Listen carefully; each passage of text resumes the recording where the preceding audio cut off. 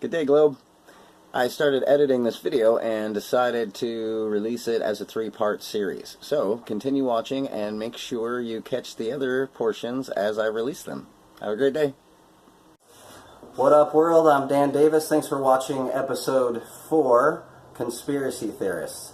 So I put together a video before that was kind of about a bunch of different stuff than I'm going to talk about this time, because everything in the news cycle is happening so fast. I put the video together, I was really tired, and I went to bed instead of staying up all night and doing all the editing I needed to do. And by the time I woke up, the memo had been dropped. Well, not by the time I woke up, but I didn't have enough time, let's say. And pretty much everybody in the world was saying everything that I was saying the day before. It was pretty cool, but I didn't get to put that one out. So in my first episode, I talked about how I probably wasn't going to have time to do a bunch of cool, slick editing and all that stuff, and that was true, but I might be not putting out a lot of videos for a little bit. Who knows? If I have time, I will do short ones like this just with my phone and stuff.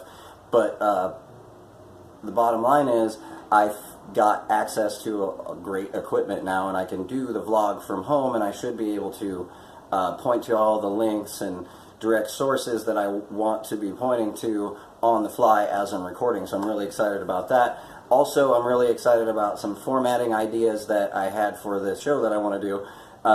Common Sense. I'm really excited about it, and I think it's going to be really unique because of those formatting ideas, but it's a lot of work putting it together, so I need to take the time to do that, and I need to work on putting the website together, the platform to put both the vlog and that show and some other stuff I'm really excited about together, so I might not be doing as many, and I've been working on that. So on to Conspiracy Theorists. The Super Bowl just happened, so since everybody seems to love it so much no matter what is going on in the world, I want to describe this whole thing that people call conspiracy theory and conspiracy theorists using some football terms. And I want to talk about, just quite frankly up front, how improper it is for people to be, especially at this point, for people to be calling conspiracy theorists crazy, or to be mocking them, or to be marginalizing them anymore. As we know, there are a lot of different people out there that would be termed as quote-unquote conspiracy theorists, and anybody that knows me knows that I'm certainly one of them. And online discussions can get very heated. When you're texting, things get lost in translation, whether it's a joke or whether you really mean something, it can come out mean, but at the same time, I want to make sure that people know what I personally mean, my feelings on this situation. If a person watches football for long enough, they understand the potential plays are going to happen, right? You're watching your team, they line up. If you've watched football for long enough, even played football probably, potentially, you know the spectrum of plays that could potentially unfold because of the lineup you see these people in, right?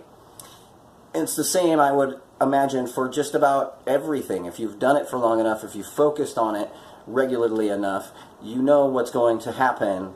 Most of the potentialities of what could happen based on the lineup you see in front of you.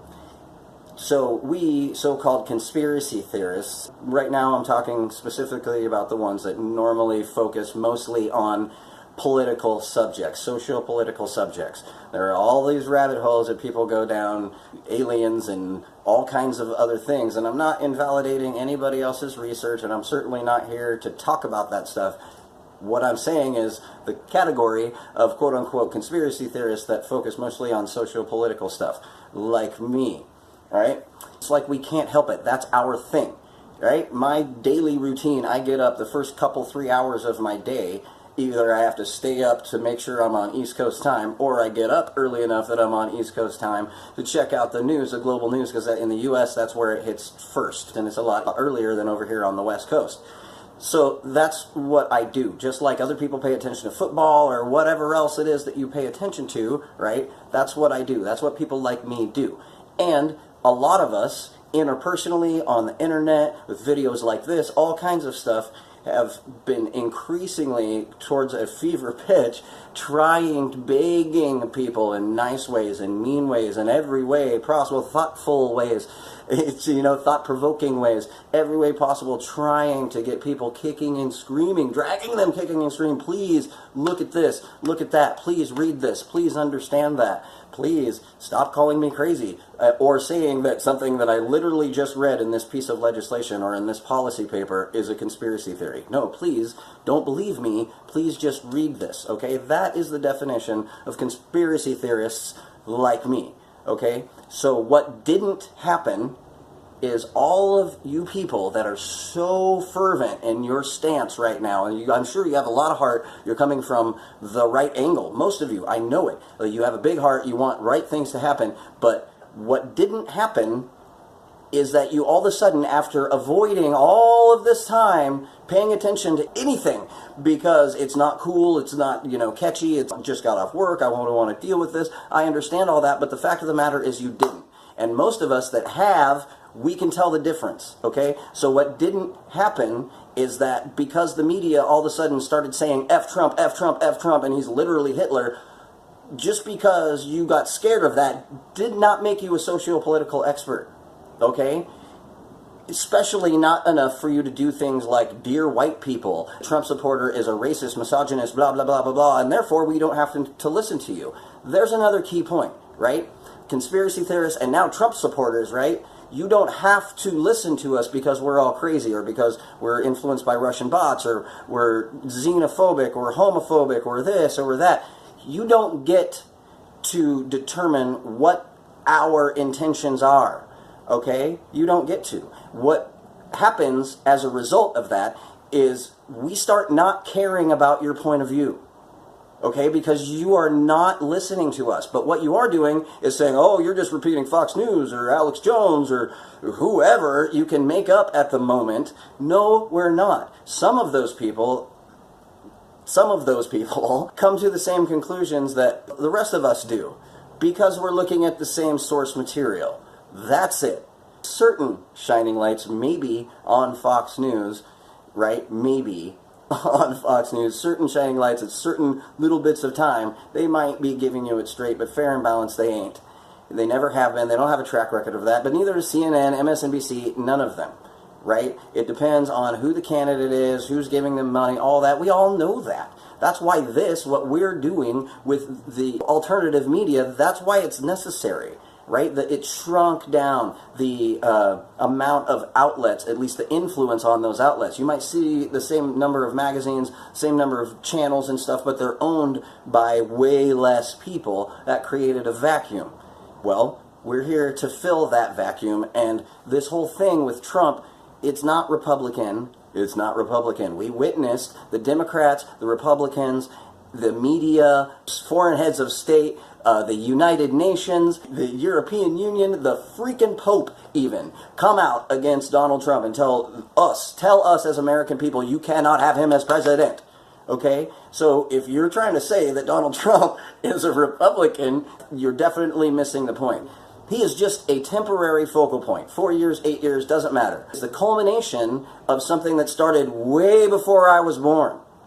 We finally got a toehold, and the plan that none of you have actually been paying attention to because you don't need to, because we're sidelined, marginalized as a human class of people, so you don't need to listen to us. But the plan has been for a long time to take over the Republican Party and lean it more towards real libertarian, which is leaning more towards liberal, right? Directly from Andrew Breitbart, which was essentially get rid of the old white, blue blood, racist, rich men that control the Republican Party because you can't really run in the Democratic Party. Okay? So all of this quote-unquote conspiracy stuff that comes true on a daily basis, thank you, Donald Trump, for actually releasing the unredacted, to the extent possible, all the files surrounding the murder of JFK that completely, if you spend any time, vindicate everybody that's supposedly conspiracy theorists about JFK. Why? Because the publicly available information, even without those documents being released, all pointed to the same direction. Okay? Multiple shooters based on the U.S. Surgeon General's report. Hey everyone, that's it for this time. Make sure to tune in for the next exciting episode of Dan Davis Conspiracy Theorists Part 2. Until then, have a great day, world.